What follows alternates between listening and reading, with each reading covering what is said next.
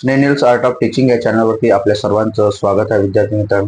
विद्यार्थी मित्रांनो, एमपीएससीच्या संदर्भात आणि एसएससी जे काही जीडी असो, एसएससीच्या सीएचएसएल असो किंवा सीएससी एसएससी सीजीएल असो, या सर्व केंद्र सरकार आणि राज्य सरकारचा जर आपण विचार करतो म्हटलं तर स्पर्धा परीक्षा करणाऱ्या विद्यार्थ्यांकरिता महाराष्ट्रातील आपले जे विद्यार्थी आहे, हे विद्यार्थी जे काही एसएससीचं जी काही एक्झाम आहे त्या एक्झामला वेगळ्या दृष्टिकोनातून पाहिलं जातं.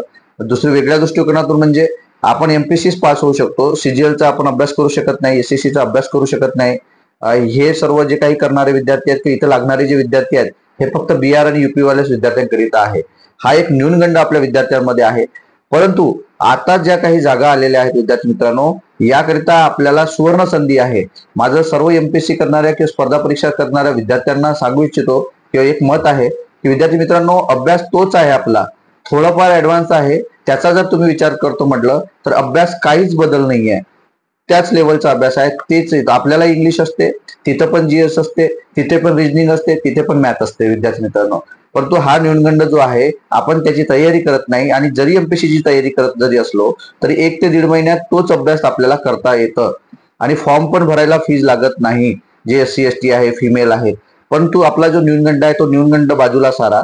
आणि आता जे काही मी सांगणार आहे ते सीजीएलच्या ज्या काही जागा आलेल्या आहेत, खूप मोठी आणि सुवर्ण संधी आपल्याकरिता आहे यावर्षी नोकरी करता लागण्याची. हा ज्यासाठी हा व्हिडिओ बनवतो आहे, सीजीएलच्या संदर्भात व्हिडिओ. आणि माझ्या या चॅनलला आपण जर पहिल्यांदा बघत असाल तर माझा या चॅनल सबस्क्राईब करा, जेणेकरून येणारे जे व्हिडिओज आहेत किंवा जे काही बातम्या आहेत किंवा इतर जे काही जाहिराती आहेत किंवा एज्युकेशनच्या संदर्भातली जी काही माहिती आहे याची कायमस्वरूपी आपल्याला माहिती मिळेल. आणि व्हिडिओ संपूर्ण बघा. जो सीजीएलचा जो काही जागा आलेल्या आहेत विद्यार्थी मित्रांनो, कंबाईंड ग्रॅज्युएट लेवल, याच्या ज्या काही जागा आल्या आहेत 17,000च्या प्लस, म्हणजे टोटल 18,000, आणि त्या जागा सुद्धा वाढू शकतात, या संदर्भातील हा व्हिडिओ आहे. तर बघू, एसएससीच्या ज्या काही एक्झाम आहेत त्या 3 ते 4 टाईपच्या एक्झाम्स असतात. एक एसएससी सीजीएल, नंतर एसएससी म्हणजे सीएचएसएल जो 10वी बेसवर असतं, हे ग्रॅज्युएशन लेवलला आहे. आणि काही जे एमटीएस वगैरे या एक्झाम जे आहे ही एसएससी घेतली जाते. आपल्या महाराष्ट्रामध्ये एमपीएससीच्या कमीत कमी जर पगार विचार करतो म्हटलं तरी 18,000 आहे. आणि केंद्र शासनाचाही कमीत कमी पगाराची जरी सरकारी नोकरी जर विचार करतो म्हटलं विद्यार्थी मित्रांनो, तरी ती 18,000ची आहे. परंतु तुम्हाला जर ऑप्शन म्हणून विचारतो म्हटलं आपण की मला माझ्याकडे 2 नोकऱ्या आहेत, एक केंद्र सरकार, मला 2 नोकरी लागल्या, एक केंद्र सरकार आणि एक राज्य सरकारची, जर तुम्हाला विचारलं तर तू 2 पैकी कोणत्या पोस्टला जॉईन करणार आहे, केंद्र सरकार की राज्य सरकार, तर मी किंवा कोणीही जरी असेल तरी तो सांगेल की नाही, मी केंद्र सरकार जॉईन करणार. का? तर त्याच्या मागचं कारण अलाउन्सेस असणार, बाकी ज्या काही गोष्टी असणार त्या ज्या महाराष्ट्र आहे त्याच पद्धतीने असणार आहे ज्या केंद्र सरकारला पण असणार आहे विद्यार्थी मित्रांनो. तर आपण ज्या 2 नोकऱ्यापैकी चूज करणारी नोकरी असेल केंद्र सरकार. मग याचा विचार सुद्धा आपल्याला करायचा आहे. तर आपण जागा पाहू. कंबाईंड ग्रॅज्युएशन लेवलच्या जे काही जागा आहेत त्या 17,000 प्लस एसएससी जे काही घेणार आहे ते आता 17,000 म्हणजे 17,727 जागांची ऍड आलेली आहे विद्यार्थी मित्रांनो. आणि फॉर्म सुद्धा भरणं सुरू झालेले आहे, अर्ज करणं सुरू झालेलं आहे. यावर्षी 17,700च्या वर म्हणजे 18,000. आणि या ज्या जागा आहेत या जागा नक्कीच वाढू शकतात. गेल्या वर्षी या ज्या जागा होत्या या जागा 8,500च्या घरात जागा होत्या, म्हणजे कमी होत्या, यापेक्षा अर्ध्यापेक्षा कमी जागा होत्या विद्यार्थी मित्रांनो. नंतर एजचा जर आपण विचार करतो म्हटलं तर हे फॉर्म कोण भरू शकतं किंवा हे अर्ज कोण करू शकतं, यामध्ये एवढ्या साऱ्या पोस्ट आहेत की खूप साऱ्या, जे केंद्र सरकारचे जेवढे काही डिपार्टमेंट आहेत तेवढ्याही डिपार्टमेंटमध्ये एसएससी थ्रू जागा भरल्या जातात. जे क्लास 3 पासून तर क्लास 1 पर्यंतच्या जागा आहेत त्या जागा, म्हणजे ग्रेड 4, 6 पासून तर 7, 8 पर्यंत विद्यार्थी मित्रांनो या ठिकाणी पेमेंट जे काही आहे ते असणार आहे. म्हणजे 1.5 लाखापर्यंतचे पेमेंट जे असणार आहे 18,000पासून या योजनेतून याच्यातून भरतल्या जाते एसएससी मधून.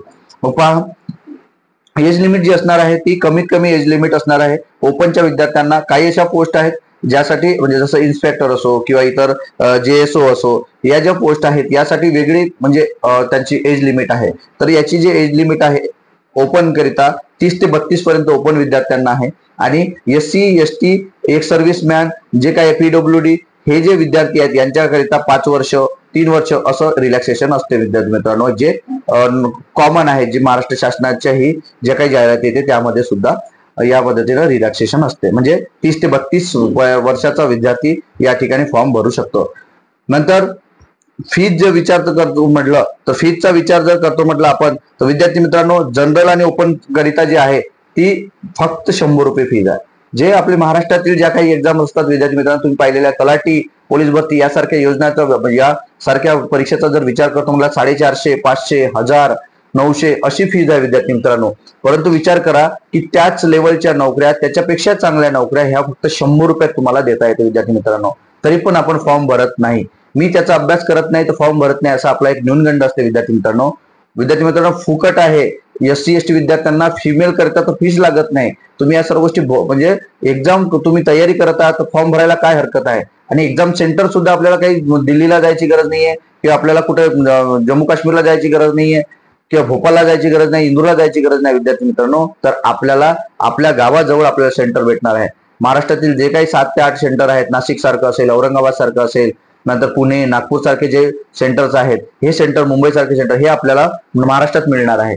आणि आपला एक न्यूनगंड असते की हिंदी भाषेत होईल पेपर.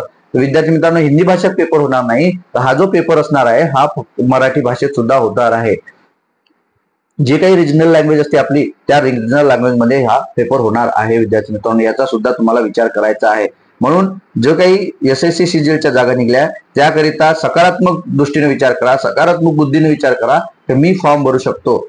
नंतर ही जी एक्झाम आहे, ह्या एक्झामचा फॉर्म भरणं कधीपासून सुरू झालंय तर 24/6 म्हणजे 24 जून 2024 पासून याचा फॉर्म सुरू झालेला आहे. आणि लास्ट डेट आहे विद्यार्थी मित्रांनो 24/7/2024 पर्यंत. म्हणजे पूर्ण 1 महिना तुम्हाला फॉर्म भरता येणार आहे.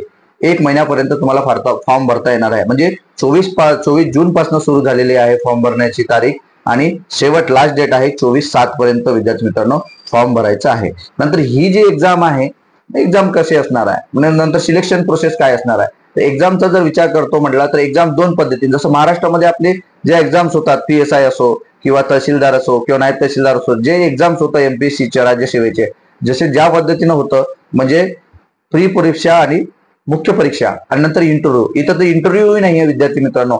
1.5 लाखापर्यंतची नोकरी ही तुम्हाला विदाऊट इंटरव्ह्यू न मिळत आहे विद्यार्थी मित्र. याचा सुद्धा विचार तुम्हाला करायचा आहे. तर ही जी एक्झाम आहे ही 2 फेज मध्ये एक्झाम होत आहे, म्हणजे Tier 1 आणि Tier 2. म्हणजे Tier 1 मध्ये काय होतं तर CBT जे बेस असते, म्हणजे कम्प्युटर बेस्ड टेस्ट जे आहे, ते टेस्ट सप्टेंबर ते ऑक्टोबर मध्ये होणार आहे विद्यार्थी मित्रांनो.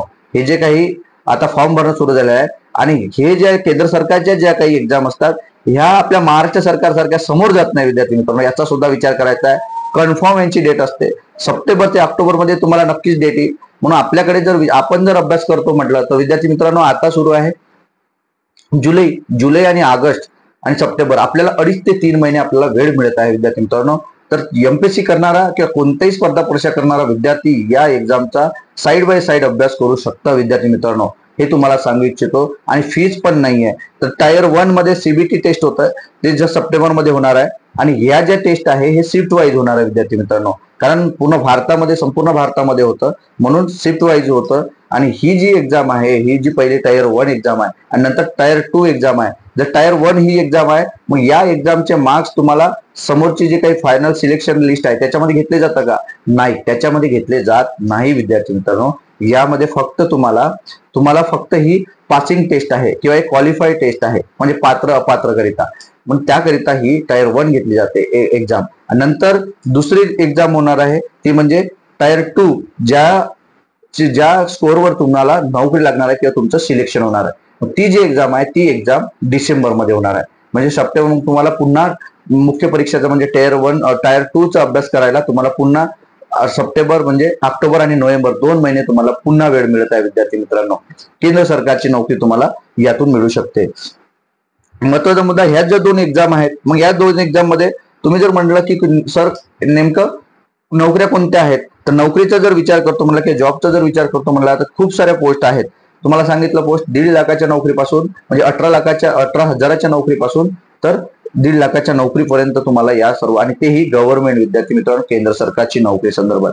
नंतर असिस्टंट सेक्शन ऑफिसर आहे, नंतर इन्कम टॅक्स इन्स्पेक्टर आहे. म्हणजे जे पदं आपल्याकडे आहेत महाराष्ट्र शासनाची तीच पदं केंद्र सरकारचे सुद्धा आपल्याला या एक्झाम म्हणून CGL म्हणजे कंबाईंड ग्रॅज्युएशन लेवल यातून भरले जाणार आहे विद्यार्थी मित्रांनो. JSO सारखे ज्युनियर सेक्शन ऑफिसर यासारखे सुद्धा आपल्याला एक्झाम देता येणार आहे. मग जेएसओ सारखी जर एक्झामचा विचार करतो म्हटलं तर याच्यात स्पेशलायझेशन म्हणजे स्पेशल तुम्हाला विषयाचा अभ्यासक्रम असणार आहे.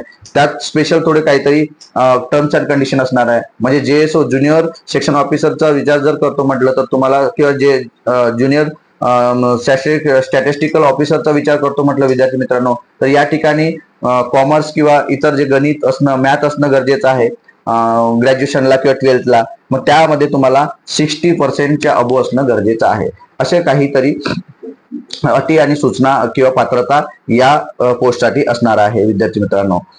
आणि स्पे स्केलचा जर विचार करतो म्हणला किंवा त्या नोकऱ्याचा जर विचार करतो म्हटला तर त्याकरिता विद्यार्थी मित्रांनो एज लिमिट जे आहे ते 18 ते 27 आहे. जे स्केल जे आहे ते 18 ते 27 म्हणजे इन्स्पेक्टरचं असो किंवा इतर ज्या पोस्ट असेल पोलीस डिपार्टमेंटच्या किंवा केंद्र सरकारच्या, याच्यामध्ये 18 ते 27 वर्ष ज्याची एज लिमिट आहे विद्यार्थी मित्रांनो.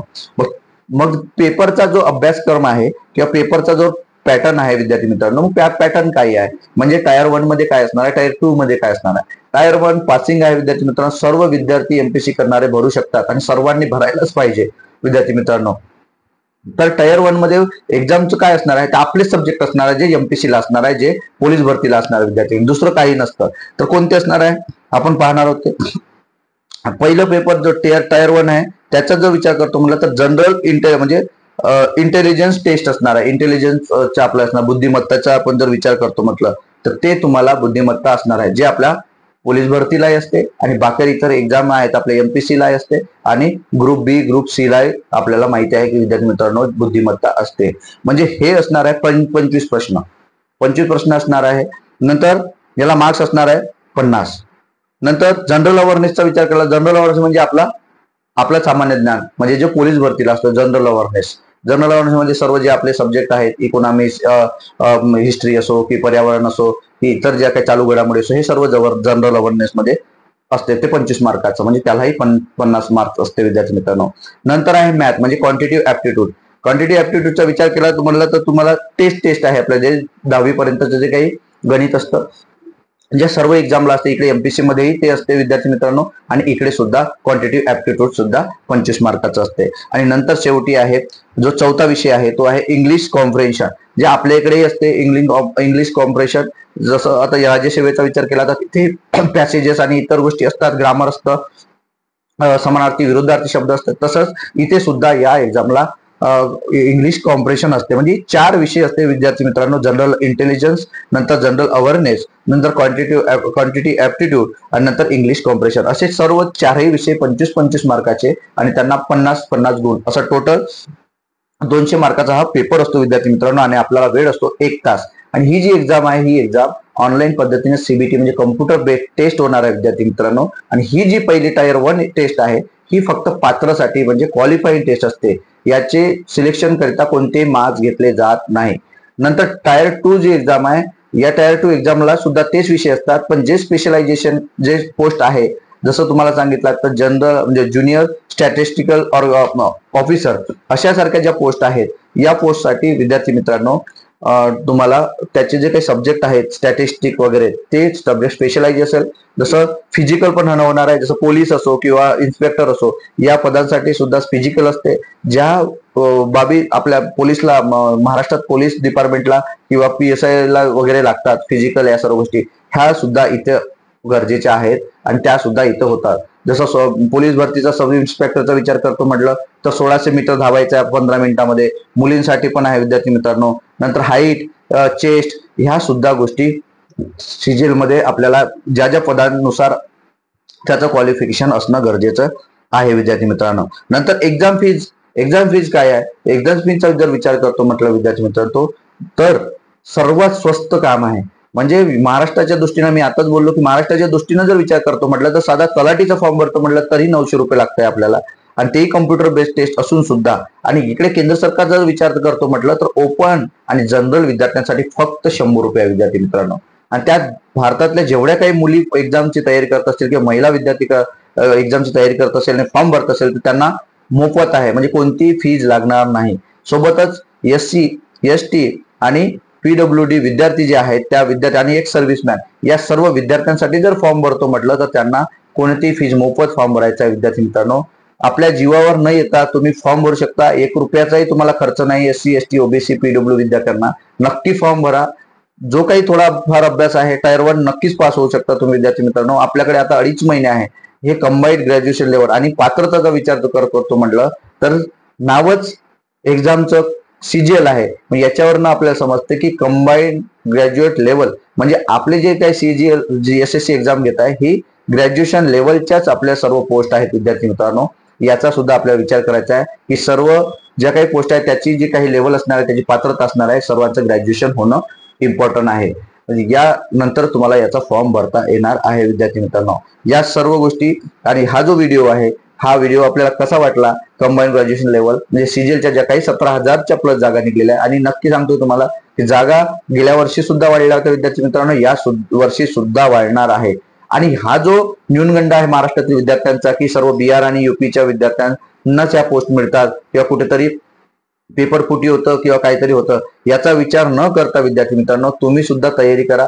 जे तयारी करताय त्यासोबतच तुम्ही याचा सुद्धा फॉर्म भरा. न्यूनगंड वाढून चालणार नाही कारण महाराष्ट्राचा सुद्धा टक्का इथे वाढला पाहिजे विद्यार्थी मित्रांनो. जसं UPSC टक्का वाढतो तसं SSC मध्ये सुद्धा आपल्या विद्यार्थ्यांचा टक्का वाढायला पाहिजे आणि नक्कीच समोरील 2-3 वर्षात हा टक्का वाढेल अशी आशा व्यक्त करतो. हा जो व्हिडिओ आहे आपल्याला हा व्हिडिओ कसा वाटला हे मला कमेंट बॉक्समध्ये कळवा आणि आपल्या मित्रांना हा व्हिडिओ शेअर करा आणि माझ्या या चॅनलला तुम्ही सबस्क्राईब करा. धन्यवाद.